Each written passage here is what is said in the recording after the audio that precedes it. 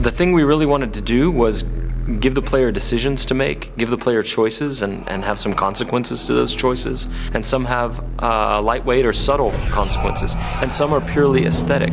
Choice matter because in the media video game, you can make choices where the movies doesn't allow you to make choices. So having the consequences to what you do and seeing how the simulation deals with your choices, it feels like the player has full ownership of his experience.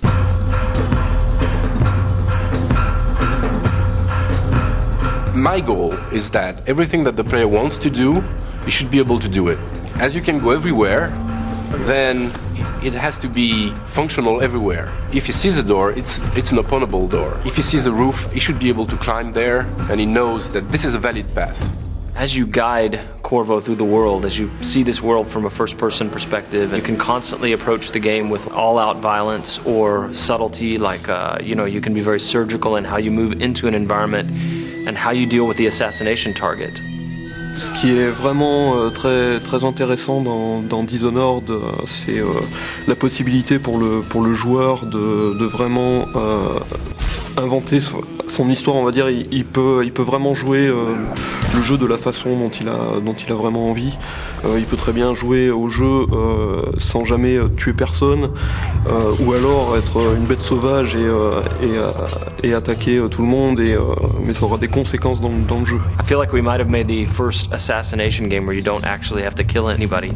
Donc l'IA dans Dishonored est assez particulière dans le sens où il faut qu'elle réagisse vraiment à tout ce que le joueur est capable de faire, que ce soit de par ses pouvoirs ou que ce soit que le joueur peut être assez furtif par rapport aux IA. Et dans Dishonored, le joueur a la possibilité donc de jouer de différentes façons, et s'il choisit la façon vraiment furtive, essayer de... There's really no reason for you to listen to me. If you ever need steady work, you come see me. Il peut écouter ce que l'IA va dire. Il peut écouter les conversations, il peut obtenir il peut avoir quelques indices en fait sur ce qui se passe, sur comment arriver à résoudre sa mission.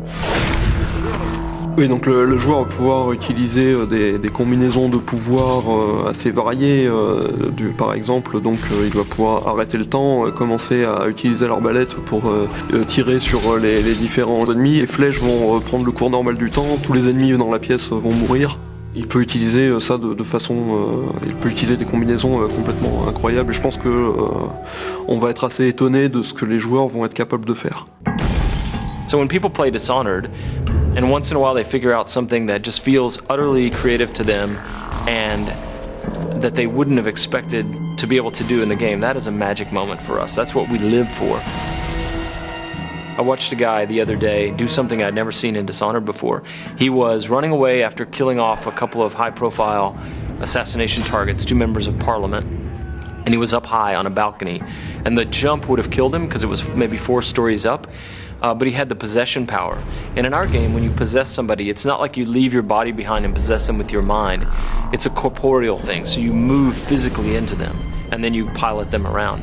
And so he jumped off of this balcony 4 stories up and plummeted to the ground, and I thought he was going to die. He was on the pavement next to the river, but he was angling for this guard that was walking a patrol down there, and as he got close to the guard, he activated the possession power and moved into the guy, and it kills the inertia of the fall, and he lived and walked past the other guards who didn't know anything was wrong. And that is a moment you can't have in another game. What's happening? Once a programmer came back to us and he shot a little video of something that was really fun and wanted to show us. So what he did was that he summoned a set of rats, then he froze time, then he pulled out the spring razor, which is this kind of mine that you can stick to things. So he could actually froze the rat, stick the mine to the rat, then he possessed the rat, and then he moved the rat around and close to a guard and ejected as the mine exploded. I think what is special to Dishonored is that the moment-to-moment emotion is great. In a shooter, for example, you know that shooting at a guy will kill you, and you have to take cover and progress and well. But in Dishonored, you can combine things in a way that even the result can be unpredictable. For us, the thing that is a thrill is whenever we are surprised by the game. We see that for the first time, like a character responding to something, all those powers will chain together, and still the simulation works. For us, it's really mind-blowing. What I like to do when I'm playing games, to share experiences. Every player experience would be pretty different. I would love the player to feel that.